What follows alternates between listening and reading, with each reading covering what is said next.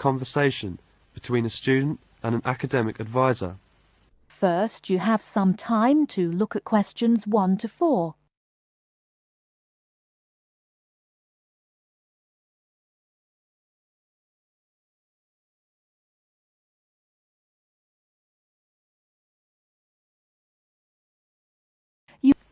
Hello there, you must be Jane. Please come in. My name is Mrs. Dunstan. Hello, Mrs. Dunstan. Pleased to meet you. All right now, let's see. Now, you're interested in attending university in Canada, is that right? Yes, and I have a lot of questions to ask you. Okay, but before I begin to answer your questions, I need to ask you a few questions first. Now, your major is... Engineering. Mechanical engineering. Right, and where did you graduate? I graduated from the Beijing Institute of Machinery in July 1998. I completed my bachelor's degree. Okay, now, I'm assuming you'll want to continue studying in that field, am I right? Actually, I'd prefer to do an MBA if possible. But if I have no other choice, then I'll continue in mechanical engineering. Okay, now, are you familiar with the requirements for an MBA degree? Yes. Before you hear the rest of the conversation, you have some time to look at questions 5 to 10.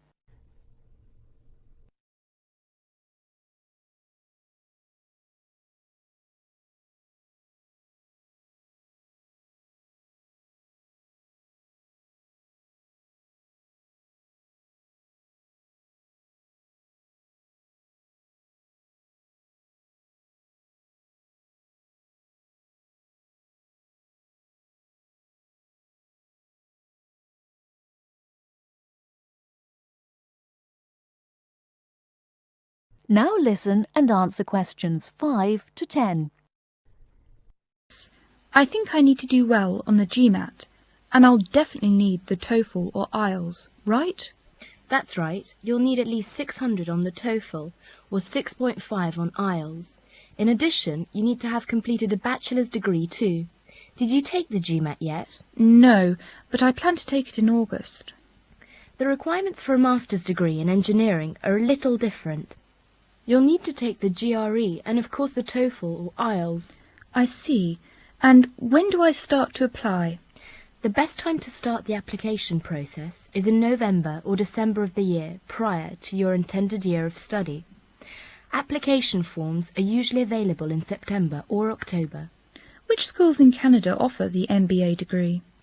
Of the approximately 50 universities in Canada, 20 offer an MBA. Here's a small booklet summarizing Canadian university programs.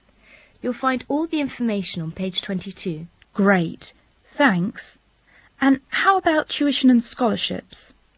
Tuition for MBA programs has been steadily increasing. Some universities now charge the full tuition, meaning that there is no government subsidy.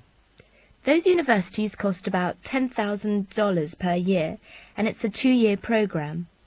Other universities are still government subsidized, so the tuition is only about $4,500 per year. In terms of scholarships, usually the top 5 students entering the MBA program are given a generous scholarship. All other students have to pay the full fees. International students have to pay the full tuition, that's $10,000 per year. Oh. Is it very difficult to get into an MBA program? Yes, in fact, the competition is very strong. MBA graduates have a pretty easy time finding a job, so many students are eager to do the program thinking it will guarantee them success in their careers. Well, it sure does sound like an excellent way to start a promising future. What is the school year like? Classes begin in September each year and finish before Christmas. They resume after New Year and finish at the end of April. And after April? Why, that's your summer holiday. Sounds great. I want to thank you, Mrs. Dustin, for all your help. I really do appreciate it. You're very welcome, and if you have any other questions, please feel free to contact me. You know my number, right? I sure do. Thanks very much. Goodbye. That is the end of part 1. You now have half a minute to check your answers.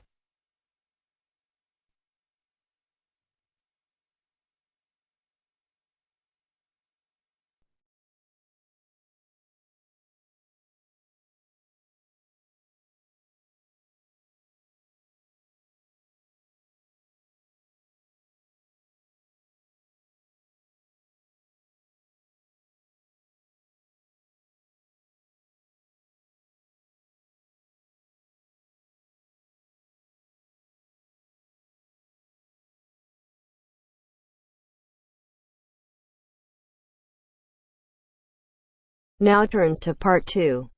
Part 2. Everyone knows that we have achieved a huge amount in terms of space exploration. First, you have some time to look at questions 11 to 16.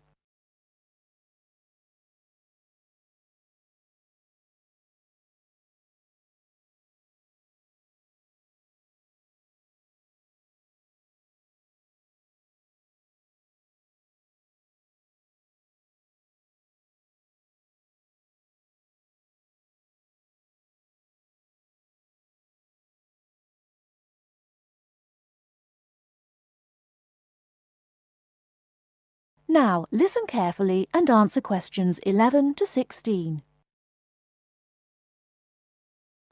Everyone knows that we have achieved a huge amount in terms of space exploration. The space race between ourselves and Russia went on for nearly 20 years, but we were the first to land a man on the moon. At that time, the space race was very close, and the Russians very nearly got to the moon before us. For me, the most exciting invention, and the invention that really showed we were ahead in the space race, was the reusable space shuttle. It was first successful in 1981 and has since been used on many missions.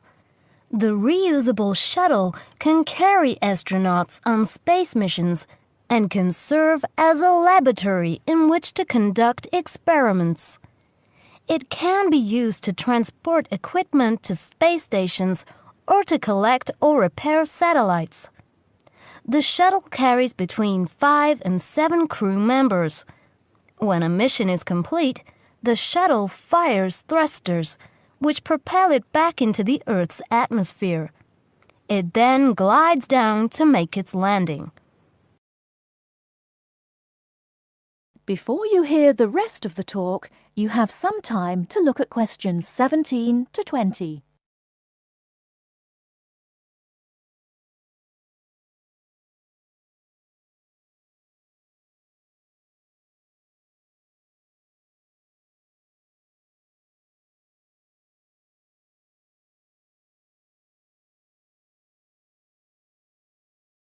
Now listen and answer questions 17 to 20.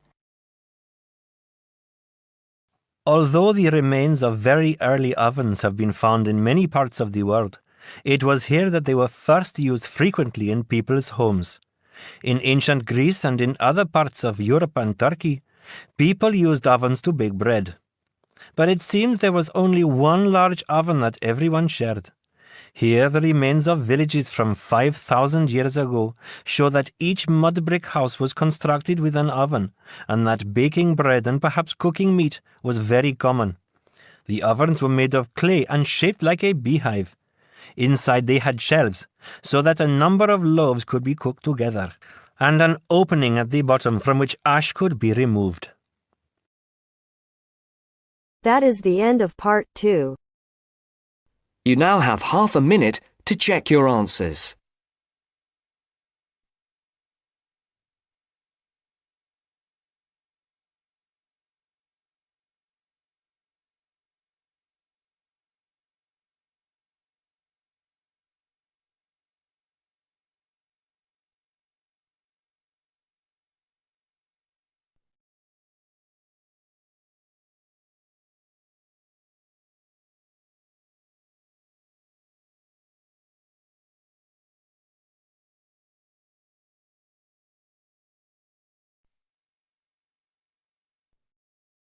Now turns to part 3. Part 3. Maria is a student at university. She has handed the first draft of an essay to her tutor. The tutor has read it, and now they are discussing ways the essay can be improved. First, you have some time to look at questions 21 to 25.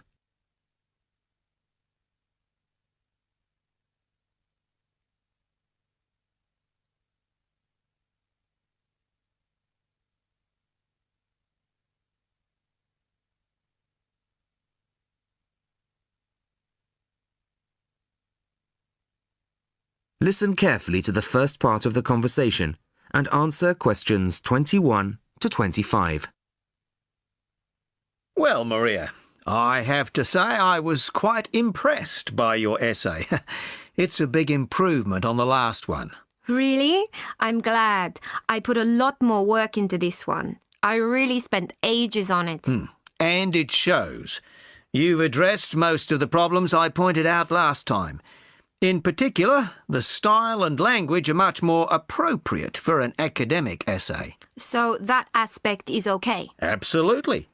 If you carry on like this, you shouldn't have any significant problems in that department.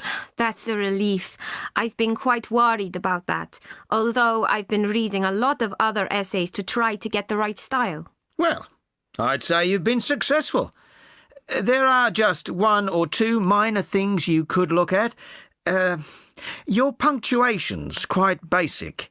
It's really just full stops and commas. And parentheses. Brackets? Yes, brackets if you prefer. In academic writing, these are best used only occasionally, if at all. You use them rather too often. Okay, I see. And I'm sorry to mention it, but your spelling. I know, but I'm working on a foreign computer. The spell checker doesn't work for English. Are you sure? Have you tried changing the setting to English? No, I haven't. Well, I should see if that's possible. I haven't marked you down this time, but, well, some of my colleagues are a bit old-fashioned about spelling. I'd try to get that sorted out if I were you. Okay, I understand. I'll try to change the setting. Before you hear the rest of the conversation, you have some time to look at questions 26 to 30.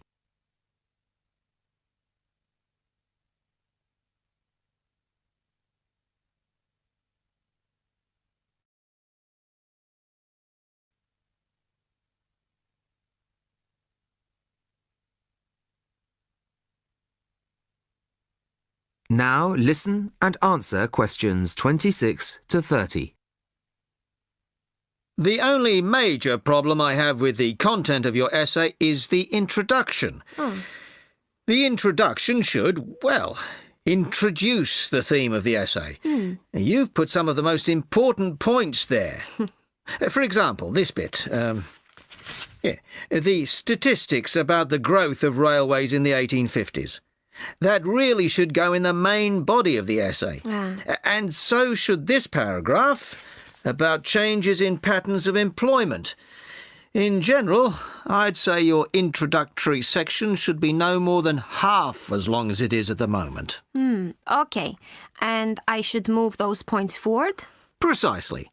And going back to the railways, they're one of the most significant factors for change in this period. But apart from those statistics in the introduction, you only briefly mention them. I'd like to see a lot more on that, and the influence the expansion of the railways had on patterns of social and economic behaviour. You mean how with the railways people could travel to find work and could meet people from other areas? Exactly. Then in the midsection, well, it's not a big thing, but this quotation from the Times. You think it's too long? Well, you said it. I couldn't think of a way to shorten it. Do you think it's really necessary? You mean I could just get rid of it? Yes. You've already made the point and backed it up with other evidence. The quotation's redundant, really. Okay. Well, that'll be easy. There were various other minor points, which I've noted in the margins. You can look at those later. But moving forward to the end here, I wasn't quite sure what this meant. The final paragraph? Yes. Are you saying that, on the whole, the changes of the mid-19th century tended to improve the lives of ordinary people or not? It's not very clear. It's not? No, it isn't. I'd add a few lines clarifying your position. Okay. When do you want the final draft? No, the end of term will be fine. But there was just one other thing, the bibliography. Did you really read all these books? No. Just the books you actually consulted will be fine. You don't need to include everything ever published on the subject. Right, okay. Thanks. Bye. Goodbye. That is the end of part 3. You now have half a minute to check your answers.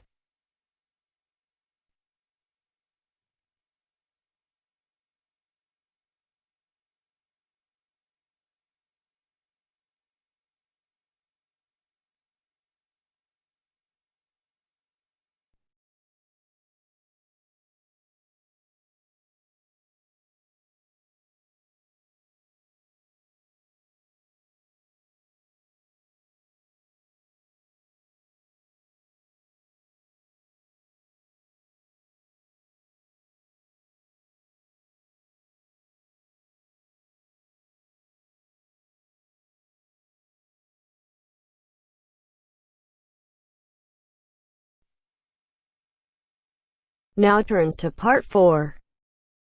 Part 4. You are going to hear some facts and figures about Australia.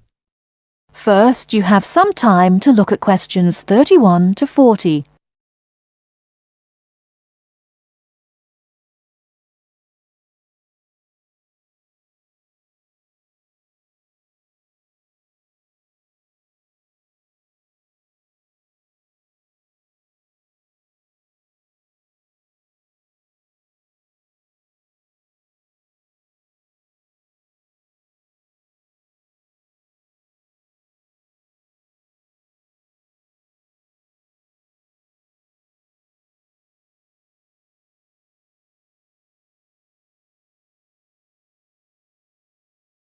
Now listen carefully and answer questions 31 to 40.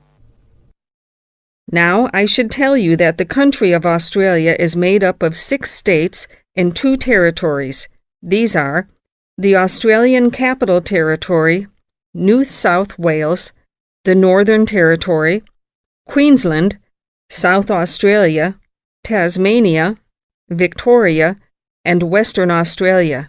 The national capital is Canberra. Right, let's turn to the Australian economy. Australia has a prosperous Western-style capitalist economy. Australia is a major exporter of agricultural products, minerals, metals, and fossil fuels. Commodity prices have a big impact on the economy. Australia suffered from the low growth and high unemployment typical of the OECD countries in the early 1990s, but the economy has expanded at reasonably steady rates in recent years.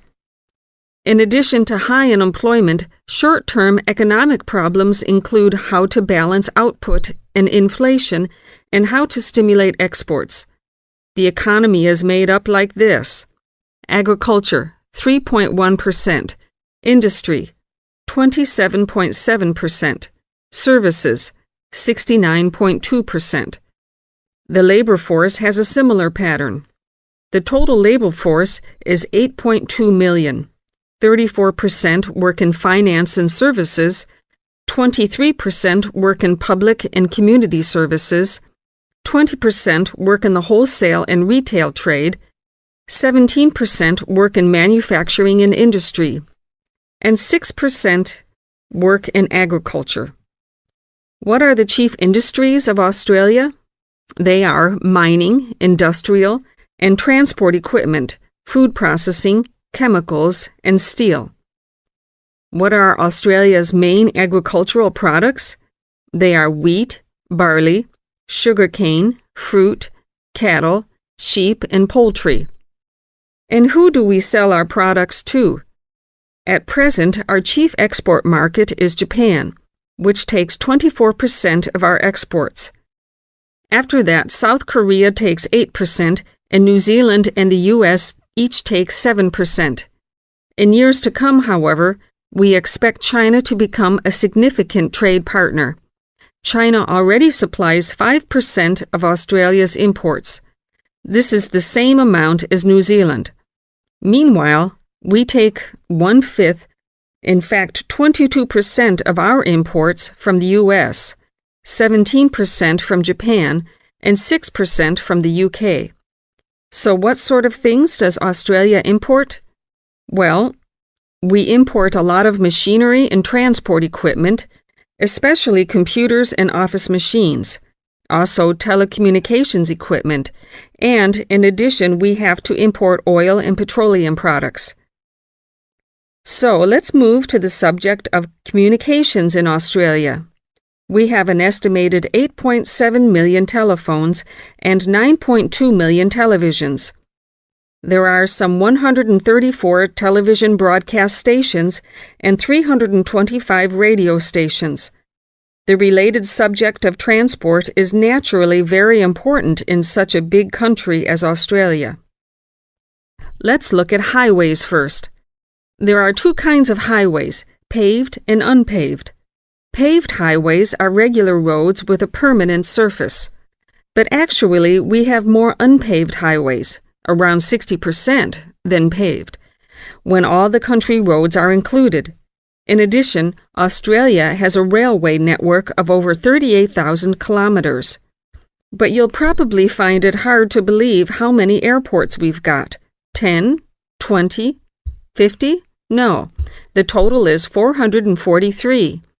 Of course, this includes many short runways on farms and in the outback. There are only 9 airports with runways of more than 3,000 meters.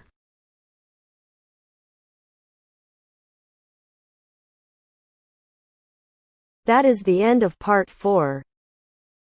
You now have half a minute to check your answers.